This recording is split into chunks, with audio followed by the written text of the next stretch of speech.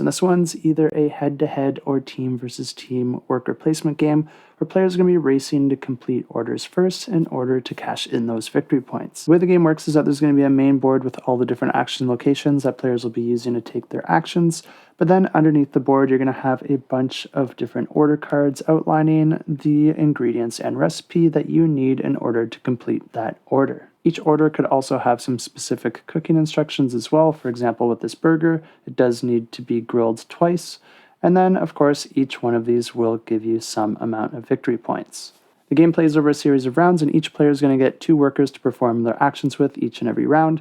And the different action locations that you can visit are the pantry, where you can go ahead and collect a certain amount of cards from the various food groups. The bake, grill, or fry station, which will grant you a token that you'll be able to put on your food to signify that it has been baked, grilled, or fried. You can also use an action to assemble your cards into a specific dish and then adding it to the recipe slot on your board.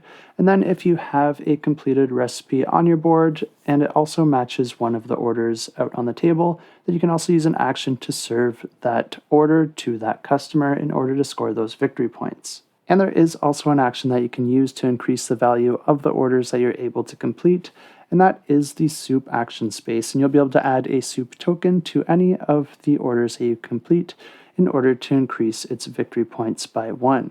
But the fun doesn't stop there, because there are some ways that you can get in the way of your opponents. And the first way is that the fry, bake, and grill spaces are actually blocking, which means that you can only have 1 meeple at that location at a time. So if you really want to use that location, or if you just want to block your opponents from being able to use it, you'll want to get there first. There are also the trap cards that you're going to gain in addition to your ingredients anytime that you visit the pantry, and the trap cards are special ability cards that you'll be able to deploy in order to get in the way of your opponents by messing with some of the actions they perform or making them overcook the recipe maybe just a little too much. It is called Kitchen Chaos after all, and these trap cards are going to allow for each team to equally get into the other team's way. But if this one sounds interesting to you, you can go ahead and check it out, and I will have it linked in the description down below.